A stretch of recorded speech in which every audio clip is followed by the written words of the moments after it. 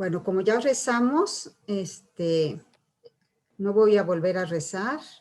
Simplemente quiero... Ya. Ok, vamos a ver ahora a María en el Nuevo Testamento. Como les decía, es largo, entonces lo vamos a dividir en dos partes.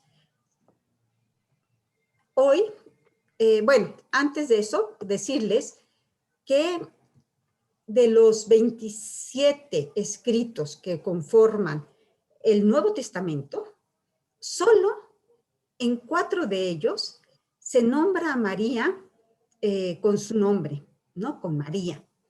Y estos están en Mateos, Marcos y Lucas. Y los Hechos de los Apóstoles, que es de Lucas, como ustedes saben. En el Evangelio de San Juan, cuando se habla de María, no se habla nunca de María por su nombre, sino que se le llama como la madre de Jesús o su madre. Por lo tanto, la figura de María del Nuevo Testamento es la que nos han dado los evangelistas. Y cuando quiero decir evangelistas, me refiero no a los evangelios, sino a los evangelistas. ¿Por qué? Porque como ustedes saben, San Juan, además de tener el Evangelio de San Juan, tiene el Apocalipsis, en el que también se habla de María. Y San Lucas, además de tener el Evangelio de Lucas, tiene los Hechos de los Apóstoles. Entonces, María solo es nombrada por estos 4 personas.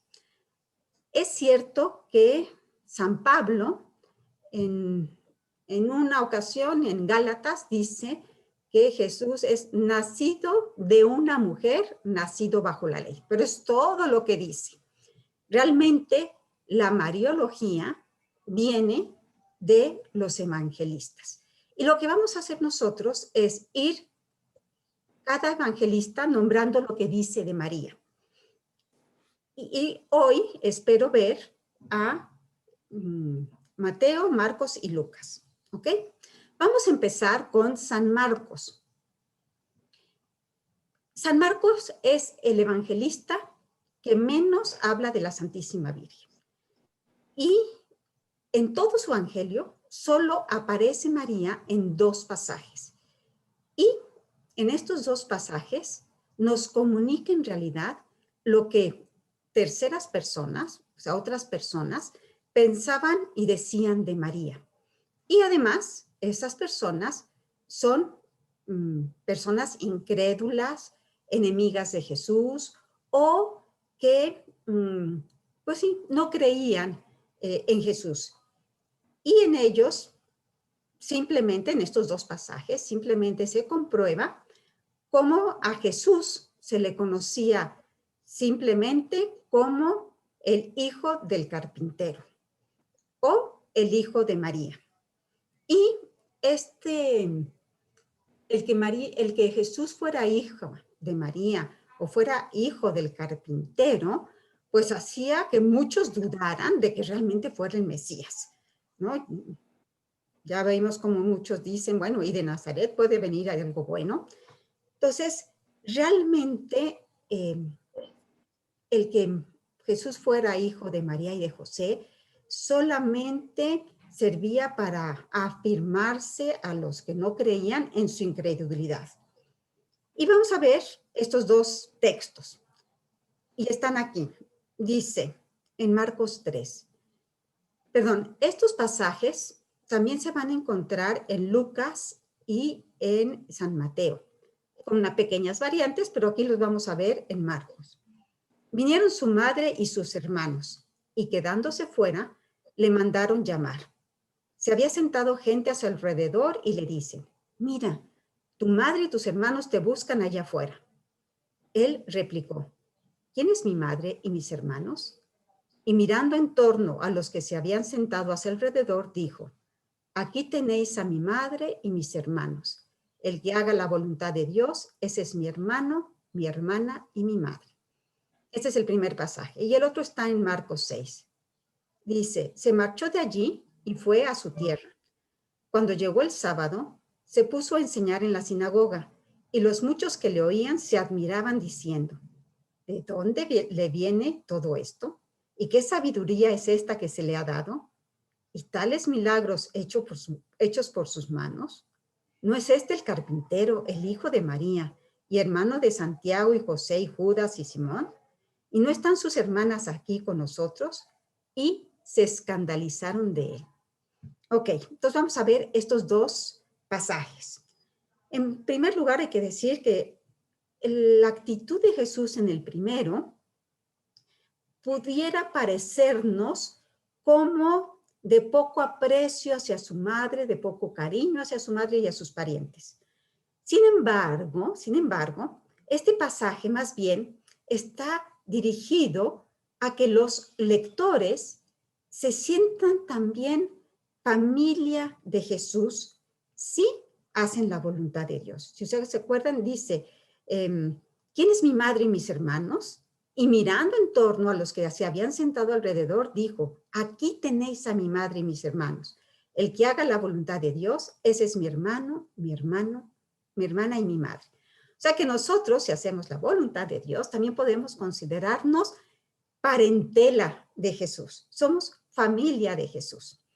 Además dice que los que escuchan la palabra de Dios y la cumplen, pues son su familia espiritual, ¿no? Y como María es la que mejor ha escuchado y cumplido la voluntad de Dios, pues en realidad lo que está diciendo es que María no solo es su madre por sangre, sino que María es su madre por cumplir la voluntad de Dios.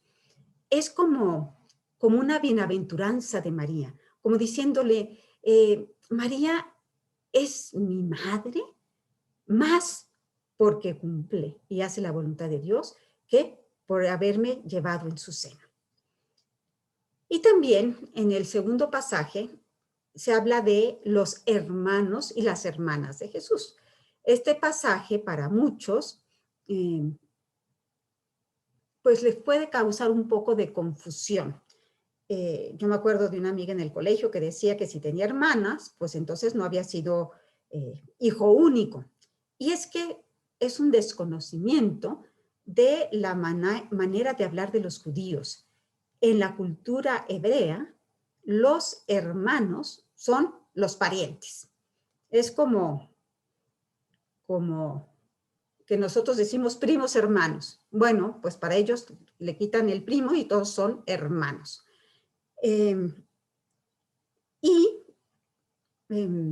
Esto no hay que malinterpretarlo, ¿no? Porque si no, se le quitaría a María el que fuera virgen. Entonces es importante eso, tenerlo en cuenta. Entonces, después de ver como ven, son dos pasajes sencillos, pasamos a San Mateo. En San Mateo ya aparece más veces la Santísima Virgen. El Evangelio de San Mateo, como ustedes saben, es un evangelio que está escrito para los judíos. Y por lo tanto, San Mateo busca narrar cómo en Jesús se cumplen todas las profecías del Antiguo Testamento. Y por eso va a repetir en varias ocasiones para que se cumplieran las escrituras. Y entonces dice algo, ¿no? El primer texto que vamos a ver de San Mateo es el de la genealogía de Jesús. En este pasaje, que cuando lo leen en la iglesia, uno dice, ay, no, qué horror de pasaje, o que lo quiere meditar, y dije, ¿yo ahora qué medito yo con esto, no?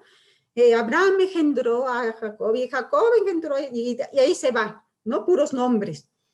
Bueno, con esta genealogía, San Mateo lo que quiere es, por un lado, decir que en Jesús se cumple la profecía de que el Mesías iba a nacer de la casa de David, de la casa de Judá, iba a ser descendente de Abraham. Y también la profecía de que nacería de una mujer virgen. ¿Se acuerdan que lo vimos en el pasaje de cuando hablamos del Antiguo Testamento, que decíamos aquí que la Virgen concebirá y dará a luz un hijo, al que le pondrán por nombre Emmanuel, que quiere decir Dios con nosotros. Entonces, la genealogía de Jesús está en San Mateo, está en San Mateo al principio, y empieza diciendo eso, ¿no? Que libro de la generación de Jesucristo, hijo de David, hijo de Abraham. Abraham engendró a Isaac, Isaac engendró a Jacob, Jacob engendró a Judá, y así se va, ¿no? Al final, cuando llega a Jesús, dice, Jacob engendró a José, el esposo de María, de la que nació Jesús, llamado Cristo. Fíjense bien, no dice, Jacob engendró a José y José engendró a Jesús. Así han dicho en todos los demás. Ha dicho Isaac que engendró a Jacob, Jacob engendró a Judá. Cuando llega a José, dice, José, el esposo de María, de la cual nació Jesús. Con esto nos está diciendo que Jesús no es propiamente hijo de José, que Jesús es hijo de María y que nació de María virgen, que fue concebido por obra y gracia del Espíritu Santo. Pero al mismo tiempo, sí está diciendo que Jesús proviene por adopción, pero proviene también de la línea de David, porque de David es de donde iba a nacer el Mesías, ¿no? Y ahí ya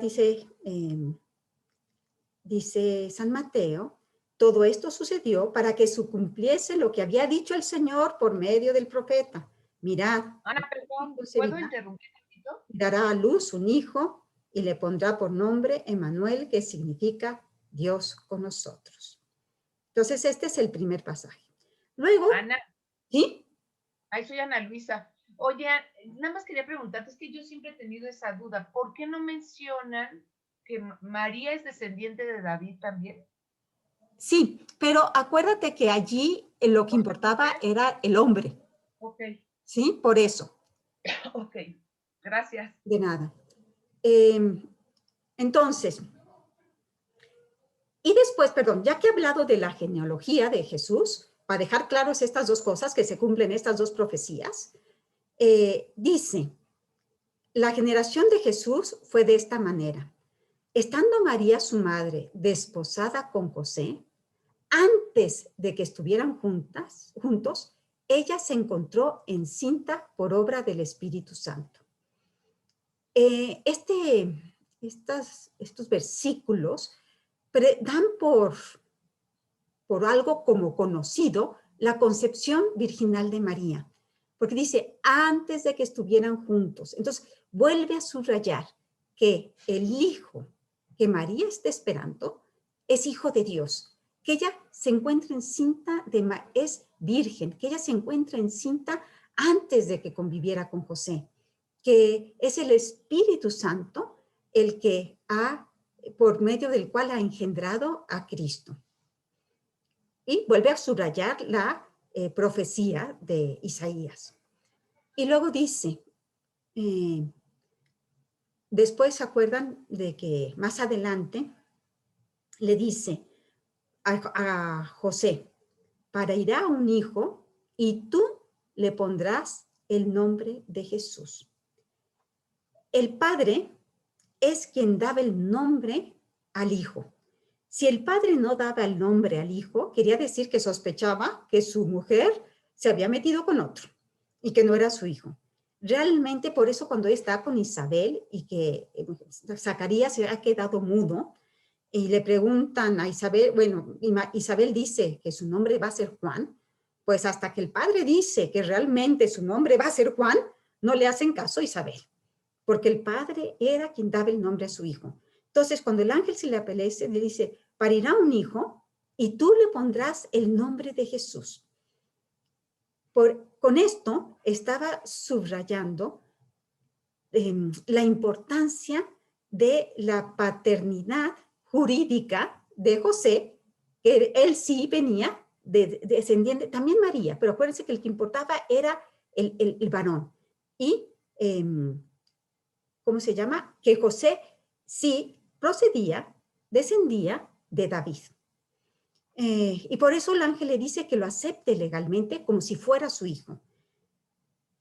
Y por eso a José se le llama el padre adoptivo de Jesús o el padre putativo. A nosotros putativo nos suena horrible. Sin embargo, el putativo viene de un verbo en latín, que es el verbo putare, que significa pensar. Entonces, cuando se dice que es el padre putativo, es que se pensaba que José era el padre de Jesús. De ahí viene. Entonces, es José el que le da, por eso le pondrás el nombre de Jesús, y de a él viene pues, su genealogía davídica. Bueno, estos son los dos pasajes de San Mateo. Como ven, son ya pasajes muy importantes porque de ellos vuelve a afirmar la concepción virginal de la Santísima, de la Virgen y su maternidad divina. Vámonos con Lucas, que es el que es más largo. Él sí tiene muchos textos. Hay que tomar en cuenta que Lucas, a diferencia de Mateo, que escribe para los judíos, Lucas escribe para cristianos que se han convertido o para los mismos gentiles. Entonces a él realmente no le interesa subrayar que se están cumpliendo las escrituras. Más bien, lo que Lucas quiere subrayar es que él se ha documentado muy bien, que lo que él está diciendo tiene solidez, tiene certeza. Y por eso, al inicio de su evangelio, dice, ahí se los leo, un segundito, Uy, debería de haberlo dejado aquí. Dice, puesto que muchos han intentado narrar ordenadamente las cosas que se han verificado entre nosotros, tal como nos las han transmitido. ¿Quiénes nos las han transmitido? Los que desde el principio fueron testigos oculares y servidores de la palabra. He decidido yo también, después de haber investigado diligentemente todo desde los orígenes, escribírtelo en orden. Entonces, Lucas lo que quiere es decir, que lo que él va a decir se lo han dicho testigos oculares, personas que viven todavía, personas que estuvieron en los acontecimientos. Entonces, si todo el Evangelio de Lucas se funda en estos testimonios, pues nos está diciendo Lucas que también él tuvo algún encuentro con la Santísima Virgen o que se lo contó alguien que estuvo con la Santísima Virgen. Y que todo lo que dice de María es porque María lo comentó, porque María lo dijo. Y tanto es así que Lucas, cuando está hablando de la infancia de Jesús, se refiere en 2 ocasiones a que María guardaba todas estas cosas y las meditaba en su corazón. Como que Lucas nos quiere subrayar que María se acordaba muy bien. ¿Por qué? Porque María lo había realmente guardado y dándole vueltas y le volvía a dar vueltas y lo meditaba en su corazón. Entonces, que todo lo que él nos va a decir fueron hechos que sucedieron y que además se los contó testigos oculares. ¿Ok? Y entonces vamos a ver, aquí sí son muchos textos, y como les digo, como no me quiero alargar demasiado, sería interesante que luego ustedes lean todos estos textos, ¿ok? Yo no los voy a leer por motivo de tiempo, pero yo creo que ustedes más o menos se acuerdan de los pasajes. Y si no, de tarea, leer los primeros capítulos de San Lucas. Bueno, en la Anunciación dice, en el versículo 27 dice, a una virgen, que el ángel se le aparece, ¿verdad? A una virgen desposada con un varón cuyo nombre era José, de la casa de David, y el nombre de la virgen era María. Si ustedes se fijan, en este simple versículo en 2 ocasiones comenta que era virgen. Era algo, si ustedes se fijan en San Mateo, si se fijan en San Lucas, como que era algo que en las primeras comunidades de cristianos era algo como conocido, algo que se daba ya por hecho. Y luego dice, a una virgen desposada con un varón cuyo nombre era José, de la casa de David. Vuelve a recalcar la ascendencia davídica. ¿Por qué? Porque el Mesías vendría de un descendiente de David. Y por eso, David, que es el rey por antonomasia, es el rey por excelencia, es el rey al que Dios le promete que su reino, bueno, también a Abraham, pero que su reino duraría por siempre y que de su descendencia nacería el Mesías. Por eso era tan importante que pues la persona de José. Después, en el versículo 28 dice, cuando entró el ángel, le dijo, alégrate llena de gracia, el Señor está contigo. Esta palabra, alégrate, es muy importante esta palabra. Nosotros lo leemos y dice, alégrate llena de gracia, como que ni nos fijamos en el alégrate. Sin embargo, esta viene de una palabra que es jaire. Y esta palabra, que significa alégrate, que significa regocíjate, siempre que está en el Antiguo Testamento, está relacionada con una promesa mesiánica.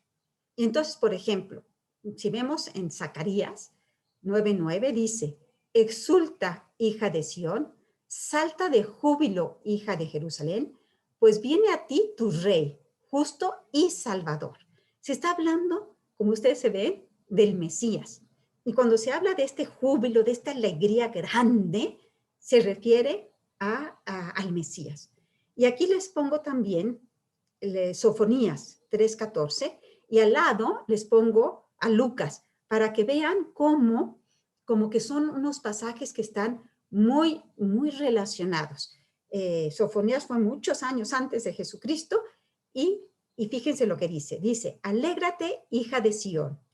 El rey de Israel, Yahvé, está en ti. No temas, Sión. Yahvé, tu Dios, está en medio de ti como poderoso Salvador. Por eso no tienes que temer, porque está como poderoso Salvador. ¿Y qué es lo que le dice el ángel a María? Alégrate, lo mismo, ¿no? Luego le dice llena de gracia. El Señor está contigo. Y en Sofonías decía, el rey de Israel, Yahvé, está en ti. Y luego le dice, en Sofonías dice, no temas, Sión. Y aquí dice, no temas, María. He aquí que concebirás en tu seno y darás a luz un hijo. ¿Y qué nombre le vas a poner? Jesús. ¿Y qué significa Jesús? Yahvé es Salvador.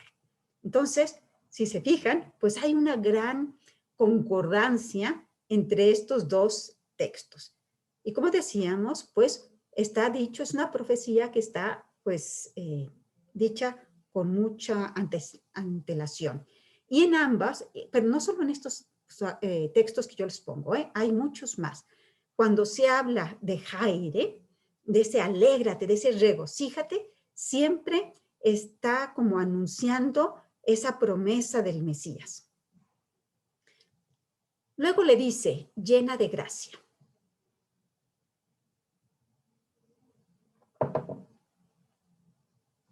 Llena de gracia, que también viene del griego que charitomene, es una palabra que significa hecha abundantemente objeto de la gracia. Significa la plenitud de gracia, es decir, exclusión de todo pecado personal y pecado original. O sea, plenitud de gracia quiere decir que no hay pecado, que está llena de gracia, que no hay ni brizna de ningún tipo de pecado. Y también nos está diciendo que María no está llena de gracia en ese momento, que no es, en ese momento no es que se le esté llenando de gracias, sino que María ya está llena de gracia y lo está desde el pasado, que Dios la llenó de gracia desde su concepción. María pues ha recibido la plenitud de la gracia en virtud de que iba a ser elegida como Madre de Dios. Y por eso es la toda santa, la toda llena de Dios, la toda llena de gracia. Este vocablo, que Charitomene, jamás se le dice en la Sagrada Escritura a nadie más. Nadie más en la Sagrada Escritura, por más buenos que hayan sido, por más importantes que hayan sido en la Sagrada Escritura, San Pedro, Abraham, yo qué sé, jamás a nadie se le dice que Charitomene.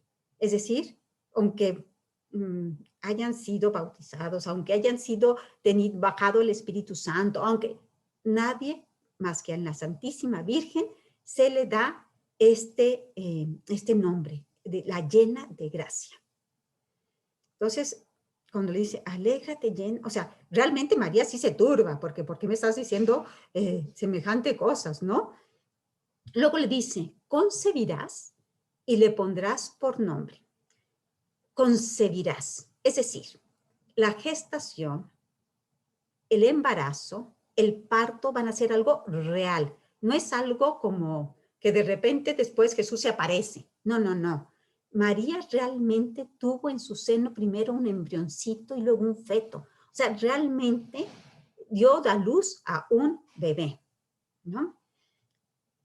Luego, en el 34, cuando María le dice, pero es que yo no conozco varón, acuérdense que antes han dicho que ya María estaba prometida con José. Todavía no vivían juntos, pero estaba prometida con José. Entonces María no podía decir, no conozco varón. Sí lo dice en el sentido de que no conoce varón, es decir, que no ha tenido ninguna relación sexual con varón. Pero también en esto la Iglesia ha interpretado la intención de María de permanecer siempre virgen. En este no conozco varón, pues cuando en realidad pues sí conocía varón, ¿no? Y luego dice en el 35, el Espíritu Santo vendrá sobre ti y el poder del Altísimo te cubrirá con su sombra. Es decir, el que va a venir es el Espíritu Santo, es el que va a venir. Y es el poder del Altísimo el que te va a cubrir con su sombra. Acuérdense que en el Antiguo Testamento la sombra, la nube, indicaba la presencia de Dios. Cuando en el campamento de los israelitas, la nube se posaba en el campamento. Y mientras la nube estuviera posada en el campamento, los judíos no avanzaban, o sea, los israelitas no caminaban. ¿Por qué? Porque ahí estaba la presencia de Dios. Y lo mismo cuando Abraham subía a la montaña, le la cubría la montaña una nube, ¿no? Lo mismo cuando a Jesús en la transfiguración se presenta a Dios, también dice que una voz salió de la nube. ¿Por qué? Porque la nube, esta sombra, indicaba la presencia de Dios. Entonces, cuando aquí dice, el Altísimo te cubrirá con su sombra, es realmente que la presencia de Dios estaba cubriendo a María. Y luego dice el ángel, ¿no? Por eso el santo que va a nacer será llamado Hijo de Dios. O sea, quien va a nacer de María es Hijo de Dios. El que está en el seno de María realmente es Hijo de Dios. Y por eso María realmente es Madre de Dios. No se dice, no le dice el ángel, y el que va a nacer de ti, después va a llegar a ser hijo de Dios. No, es hijo de Dios. Y por eso se le va a llamar hijo de Dios, porque es hijo de Dios. Realmente está volviendo a recalcar la maternidad divina de María. Y todos estos textos son muy importantes para cuando hablemos de los dogmas. Como ustedes se pueden dar cuenta, los dogmas no se los saca la iglesia de la manga, sino que se los saca de la Sagrada Escritura. Luego dice, aquí está la esclava del Señor, hágase en mí según tu palabra. Aquí también nos deja claro cómo hay una cooperación de María y una cooperación libre. María da un sí total, un sí de que se haga todo, ¿no? Según su palabra. Pero Dios no le quita la libertad. Luego, les digo, vamos un poco rápido, pero por cuestión de tiempo, ya nos vamos a la visitación. Ya después de que el ángel ha anunciado a la Virgen María que va a ser Madre de Dios, también le dice que su prima, que ya está de 6 meses, ha concebido, ¿no? Y entonces, ¿qué hace María? En cuanto el ángel ya se va, dice, María salió con presteza a visitar a su prima, ¿no? Y entonces María se va a visitar a su prima, María ya, su prima ya tiene 6 meses y María se queda con ella 3 meses, es decir, hasta que se cumple el nacimiento de Juan el Bautista. En el versículo 41 dice, y sucedió que en cuanto Isabel oyó el saludo de María, la criatura saltó de gozo en su seno, e Isabel quedó repleta del Espíritu Santo. Aquí nos está queriendo decir que María trae la presencia de Dios. Acuérdense que para el pueblo judío, la presencia de Dios era el templo y especialmente el Arca de la Alianza. ¿Se acuerdan? Eso ya lo vimos cuando hablamos del Antiguo Testamento, cómo a María se le llamaba también, se le puede decir Arca de la Alianza y por eso lo decimos en las Betanías. Porque el Arca de la Alianza era donde estaban, donde se guardaban las tablas de la ley.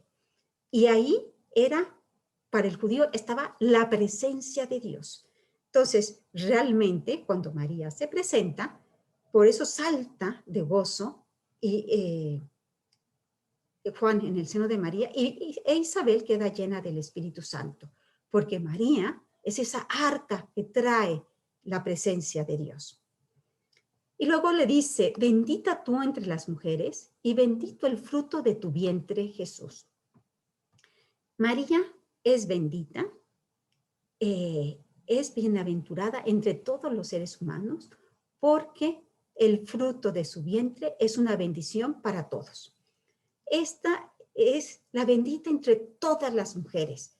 Es más excelente que Sara, es más excelente que Ana, es más, o sea, Sara, acuérdense que era de donde vendría el hijo de la promesa, o sea, Abraham ya era viejito y por fin tienen a Isaac. Y pues Sara, pues imagínense qué importante Sara, o Ana, la madre de Samuel, o Raquel, o Judith, todas las mujeres del Antiguo Testamento que son importantes, que Isabel, no, nada. María es la bendita entre todas las mujeres. Es decir, no hay ninguna otra que sea tan excelsa, que sea tan grande, que sea tan excelente. Tiene la suprema dignidad porque ella no fue elegida para traer al precursor. Ella no fue elegida para traer al hijo de Abraham.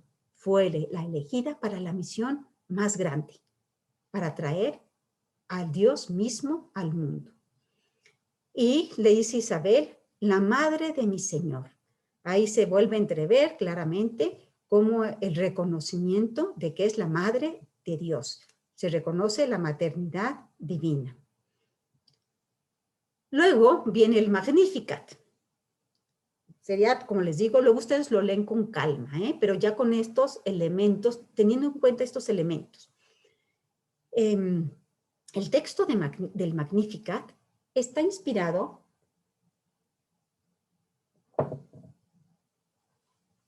en el Cántico de Ana. Sería interesante que ustedes lean también el Cántico de Ana, que está en 1 Samuel 2, en los primeros versículos. Es muy probable que María conociera este canto y que de alguna manera, una de dos, o lo conocía y se inspiró en ese cántico y le metió muchas cosas más, o también que como el Espíritu Santo había inspirado a Ana, pues también inspira a María y pues por eso son tan semejantes. Y ahí María dice, mi espíritu se alegra en Dios mi Salvador. Aquí María es muy probable que esté como simbolizando también no solo a su persona, sino a Israel, a todo el pueblo de Israel. Entonces mi espíritu se alegra en Dios, este Salvador, Salvador mío, sí, pero Salvador también del pueblo de Dios, el Salvador de la iglesia, de toda la humanidad. Y luego María habla de que ha visto la humildad de su esclava. La pequeñez, acuérdense, es una señal de los caminos de Dios. Y lo vemos en todo el Antiguo Testamento. No sé, cuando se le aparece, por ejemplo, el ángel Gedeón, no sé si se acuerdan de esa, bueno, espero que sí conozcan a Gedeón. Él le dice, pero ¿cómo si yo soy el más, mi tribu es la más pequeña de todas, y además yo soy el más pequeño? Cuando piensen en David, ¿no? El rey David, ¿se acuerdan? Que era el hijo pequeñito, el que estaba cuidando a las ovejas, el que nadie le hacía caso. Bueno, bueno, así pueden decirse de todos. Cuando se le aparece a Moisés, y Moisés le dice, pues si yo ni siquiera sé hablar, ¿cómo me pides a mí que yo vaya con el faraón?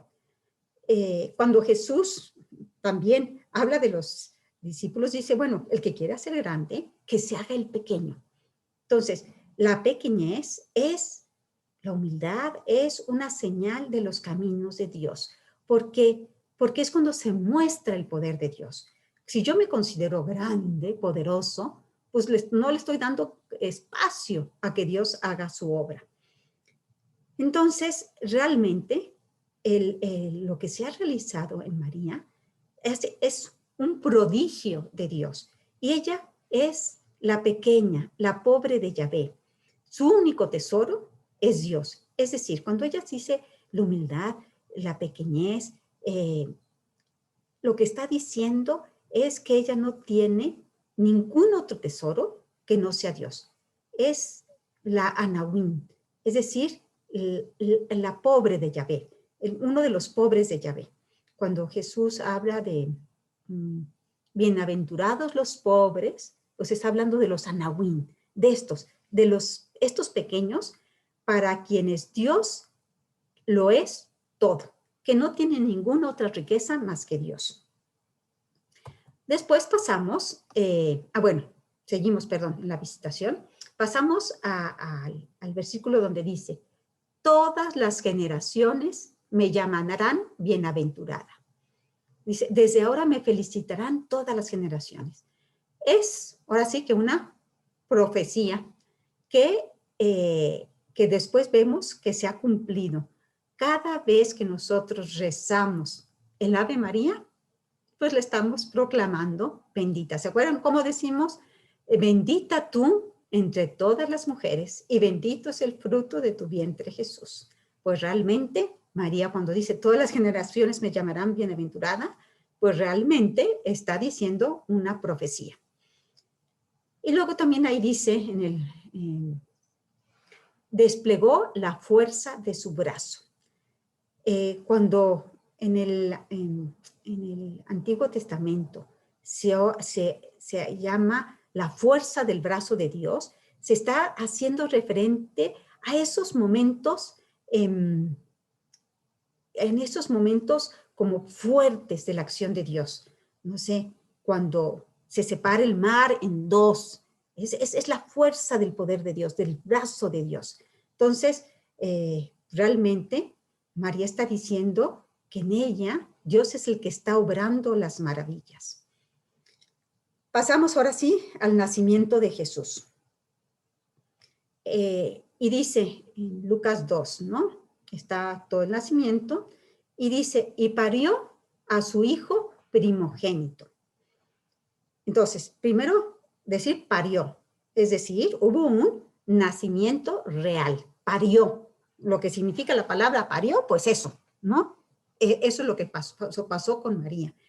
Hubo un parto, y el fruto de ese parto es la persona, es una persona divina. Pues eso, quien nace es verdadero Dios y verdadero hombre.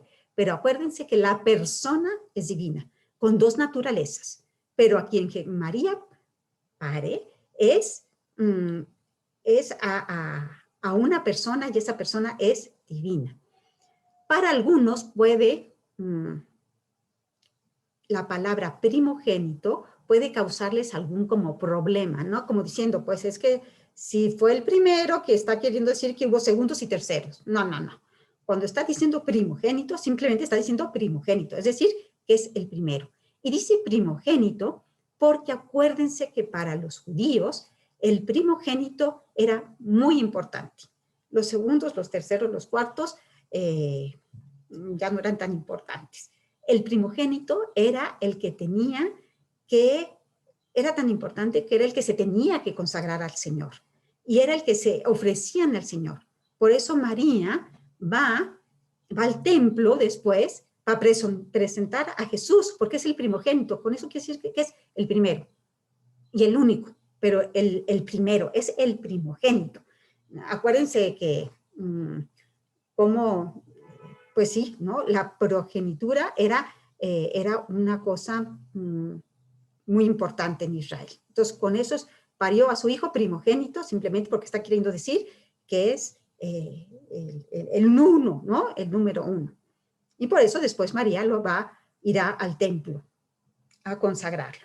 Entonces ya vamos a la presentación de Jesús en el templo y dice, ¿se acuerdan que que llega Simeón, que dice, ay, por fin, Señor, ya puedes dejar morir a tu siervo, porque mis ojos han visto a tu Salvador, a quien vuelve a decir que Jesús es el Salvador, pero como eso ya lo ha dicho, lo hemos comentado antes, dice, y a ti misma una espada te atravesará el alma para que se revelen los pensamientos de muchos corazones.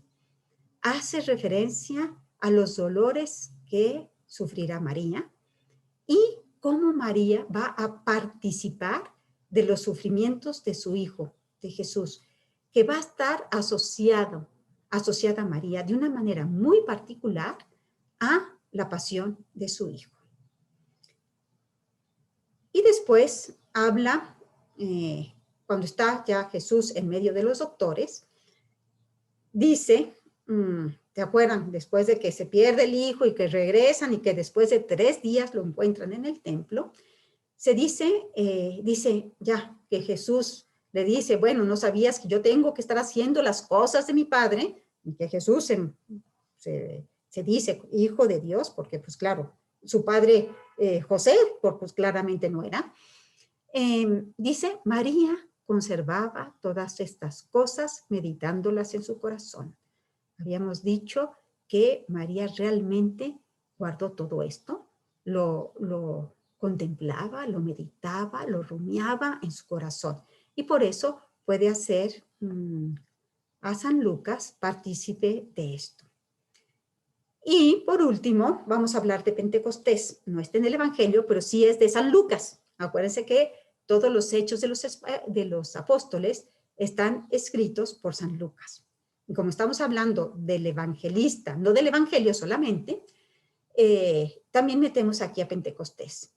Y en Pentecostés, en Hechos 1:14 dice, todos ellos, es decir, todos los apóstoles, perseveraban unánimes en la oración junto con algunas mujeres y María, la madre de Jesús, y con sus hermanos. Este es importante nada más porque menciona que María está en Pentecostés. Y acuérdense ustedes que Pentecostés es el nacimiento de la iglesia. Ahí es cuando nace la iglesia. Entonces, el que María esté en Pentecostés, pues nos está diciendo, sí, que María es la madre de Jesús, pero también María es la madre de la iglesia. Y con esto, movemos un poquito rápido. Uy, tan rápido que ahora hasta me quedó tiempo. Pero bueno, voy a poner pausa a la grabación y para